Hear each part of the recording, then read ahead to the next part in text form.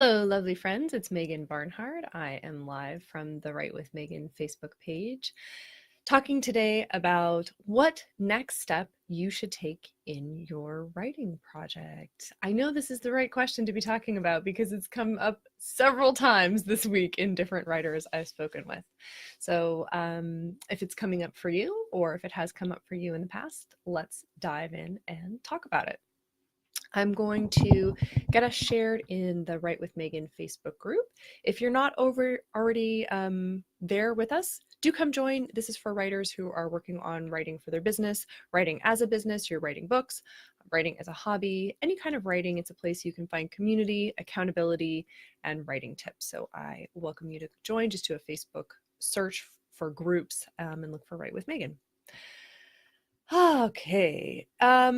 Today's topic, what should I do next in my writing project, is relevant to you whether you are working on a book, working on blog posts, working on website copy, working on a story, anything, because it is about how do I know what is the right next step? So I'm not going to be giving you, here's the one and only step you should take no matter what you're working on, like go out and pet your cat. I mean, that is always the next right step. But this is more, how do you figure out what your next step is so that you feel really confident moving forward into it? Hey, Holly, good to see you. Hi, Sapphire, good to see you. If you're here watching live, please say hello. If you're watching the replay, say hello as well. I always circle back through comments and questions after the live broadcast. If you have a question, go ahead and put it in the chat. All right, again, we're talking about what is your next step? What should you do next in your writing project? So this question came up to me a couple of times this week, and two people who are working on writing books had this question. What's the next thing that I should do? And the first thing I want you to do is imagine this is not just about writing. Imagine this is about you as somebody working on projects, because what can often happen is when we're writing, we forget, or when we're working on something that's either new or big or important to us, we can sometimes forget things that we know. Okay. So I want you to remember the things that you know, and I want you to think, how have I done projects in the past? How have I been successful in the past? Because writing is simply a project. That's all it is. It is a project that happens to be about getting ideas from your brain onto paper, but it is a project. It's how do I start? How do I keep going? How do I set goals? It's all of those same kinds of things that come up if you are doing a big project at your day job, if you are planning an event, if you are trying to plan a trip and get organized, or plan a move. Okay, so there are all of these experiences that I know you've had in your life that involved planning. So if you have something in mind, I would love it if you just throw it into the comments, but I want to turn this around and ask you, what have you done at other times in your life, on other kinds of projects in your life, or maybe even other kinds of writing projects that have made you successful? So let that sit for a bit, or if you have an answer, go ahead and throw it out there.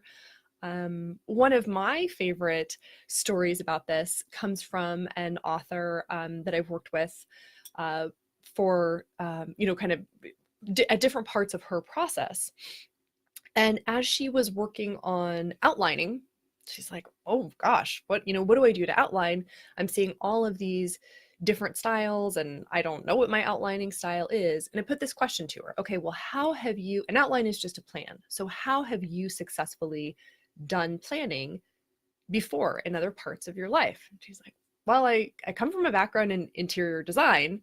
And when I would do a design plan, here's how I would create that.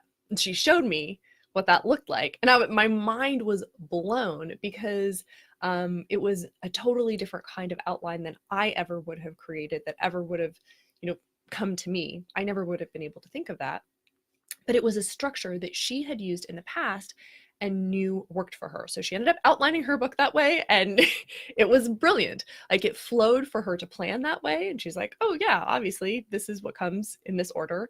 And she wrote from it. And that's really all an outline is. It's a plan you can successfully write from. So even if you're going, Megan, I don't have something that's made me successful in writing before, think bigger. Ask, what have I successfully used in another part of my life?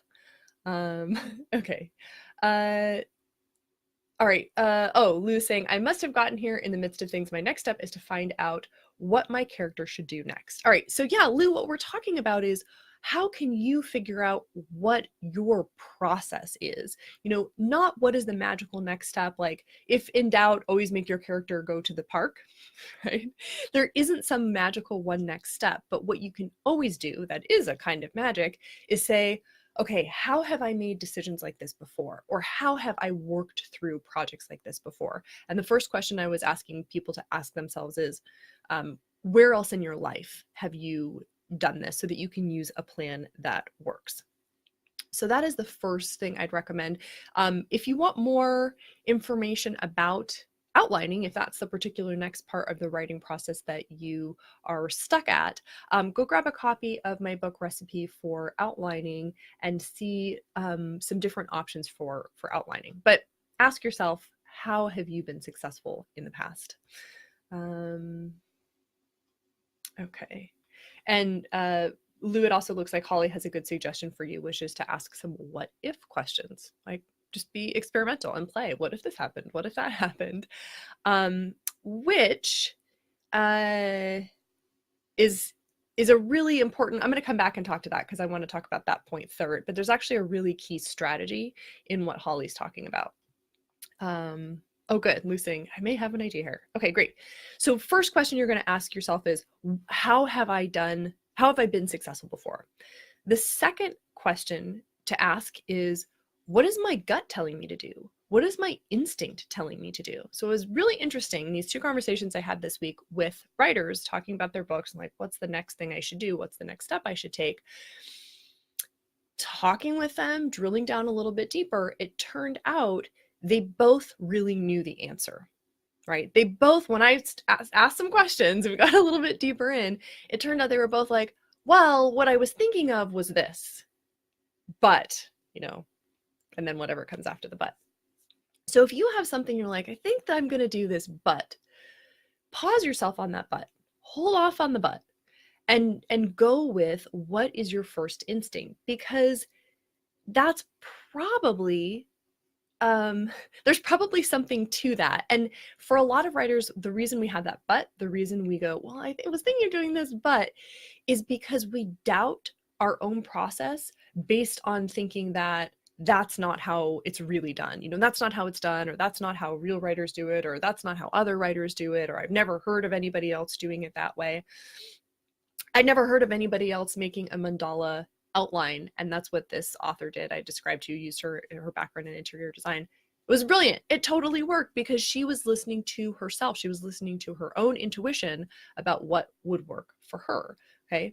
So just because you haven't seen somebody else do it, or you feel like that's not how it's done, that's not a reason to discount your next step. Okay. So again, coming back to the writing process, because some of the questions about what's my next step is like, should my character do this or should he do that?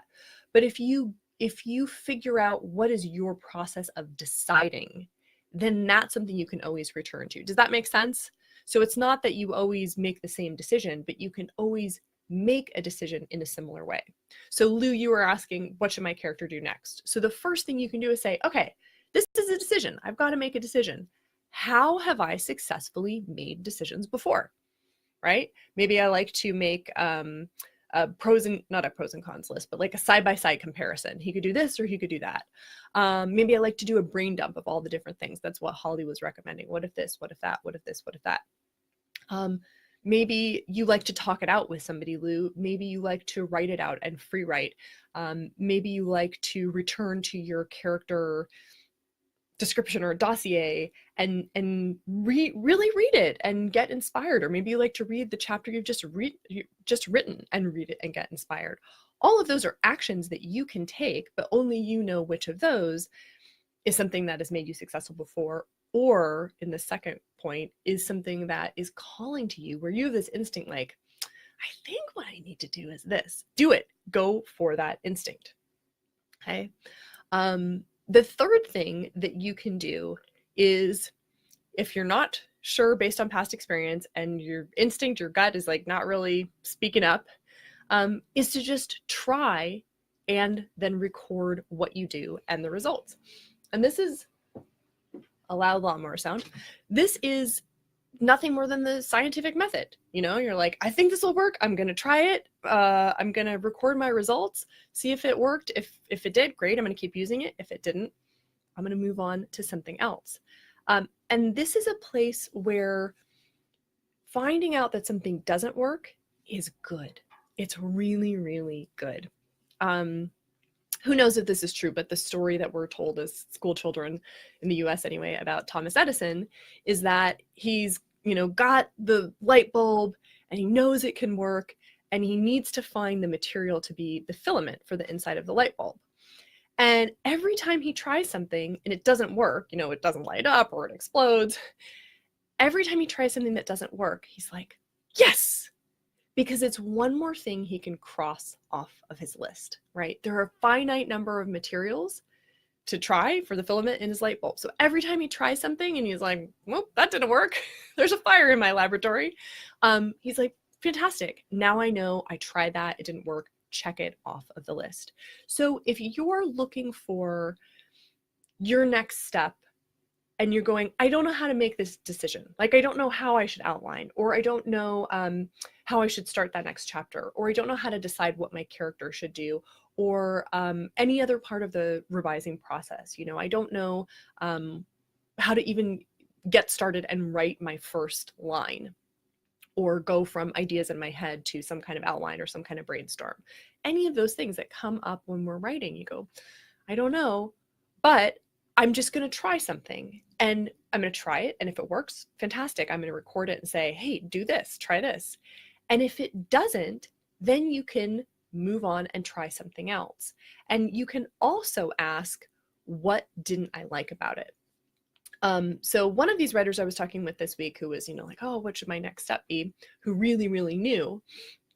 One of the things I had suggested was to use Post-its, to grab a stack of Post-its and write down what are the ideas you have so far and start categorizing them. And her feedback on that was like, nope, wrong thing, didn't work at all. I was like, great. What didn't you like about it? Which then led her to, this was the thing that actually worked. So even those things you try, even the things you try that don't work, are going to help you refine what you need instead and what will work. Does that make sense? That each thing you're trying is actually leading you, you're ruling out. Okay. So let's come back to outlining. I'm trying to outline. I tried this Roman numeral thing, didn't work. I tried the Post-its, didn't work. For each thing that doesn't work, ask yourself, what sucked about it? What did you not like? What was not working for you, so that you can start to refine and move toward what you really need. So these are 3 questions you can always put back to yourself. I don't know what to do next. Okay, self, what have you done before that's been successful? Oh, okay, start thinking on that. In this moment, self, what is your gut telling you to do? What's your instinct, regardless of whether you think any other writer is doing that or that's the right way to write? What is your instinct telling you to do? And by the way, your instinct may say, I'm going to flip a coin, and heads, my character goes for a walk, and tails, he calls up his ex-girlfriend. You can decide in ways that you think are kind of arbitrary. That's totally fine. And then the third thing is simply try things and record them. And for everything that doesn't work, celebrate. Be Edison, looking for that filament material and go, that didn't work, so it must be something else. And I'm getting closer to the answer each time. All right. So I would love to hear your questions and what next step or decision, what next step are you trying to take? What next decision are you stuck at? Because again, there's no one like magic 8-ball answer. I mean, you could ask a magic 8-ball, should my character go to the park? But what you can always do is tap into your own process and ask, how do you best make decisions? So I would love to hear more from you if you have thoughts, or if you're stuck in a particular place. And if you're really stuck and this is something that you want to talk through, I offer a clarity coaching session. And this is where you can just hop on a call with me and we'll dig in and we'll get past the thing that's holding you stuck in place, that feeling of, I don't know what to do next. And it might be, I don't know what to write next because I don't know what should happen in my story. Or it could be, I don't know what step in my writing to take next. Am I ready to outline? Am I ready to start drafting? If so, what process should I use? So whether it's about the content or it's about the process, if you're, if you know that you're ready to write and you have the ideas, but there's something there that's blocking, let's write a comment and let me know, and we can get on a clarity session. Okay, so if there are more questions, comments, I will always circle back around. Let's see, Holly says, I have a very cool idea. I'm outlining the first season of a TV series to rework the pilot, but I'm writing something with no real market, even if I could find someone to show it to. So Holly, tell us a little bit more about that. Is that feeling empowering? Is that feeling freeing? Like you don't have to write to market, so you can be a little bit more explorative. How is this fitting in with your larger writing process? Is this something about just honing your craft? And it sounds like there's something in there about using your outlining in a cool way where you said you're outlining the first season to rework the pilot. So you're using an outline for a whole series to be able to know what should happen in that very first show. That sounds like a really cool strategy. So if I'm understanding right, then maybe nobody will even see the remaining shows, but knowing where this is all going will really help you nail that first episode and what the arc should be there and what should happen there. I love that strategy, and so again, this is a kind of thing where you might really resonate with that, what Holly's saying. If I'm going to get this first part down, I really need to see the bigger picture, right? And that's a self-knowledge piece. That's a what kind of writer, what kind of thinker am I piece. Like, oh, how will I be successful at creating the drama and all the cool stuff in that first installment? I need to know where this is going overall. So that might be something you relate to. Okay, excellent. I'm not seeing any more questions and comments, but again, just go ahead and leave them if you've got them. I always circle back around. I just want to do a quick shout out. I got in the mail my copy of Only Words by Summer Kiska. Super excited. And the best part for me about helping authors and meeting authors is that then I get to hold their books in my hands and read and enjoy them all over again. So thank you, Summer. I can't wait to dive into the paperback. Loved reading it on my Kindle. Magic, urban fantasy, relationships among sisters, hilarious cats, a little bit of romance in there, really cool magic, very like well-developed, defined magical world, but very relatable, like super creative, but at the same time, you're like, oh yeah, I get what's going on. You don't have to learn Elvish. Okay, so that's my shout out. Okay, and I'm seeing a few more questions, so I'll jump in. Okay, cool. Lou's saying, after checking some history, I think I've got a handle on it. So Lou, will you please put that down in your writing toolbox? Make a note of that doing some research helped you move forward, right? So you started with this question of what should my character do? Going and looking at what happened in the world, that gave you the answer you needed. And I know other writers like that, where doing some research is like the magic that gets them thinking and gets them inspired. So Lou, mark that down. You've got a good strategy to use now. Okay. Thanks so much, everybody, for tuning in. I look forward to hearing more of your questions and comments about how do I decide what to do next? And really, the answer is just you trust your own process. You figure out what you're doing that's successful, and you keep trying new things and refining. It's as simple as that. It's as complicated as that. So I hope that helps you moving forward, and I will catch you all next time. And as always, I wish you very happy writing. Take care.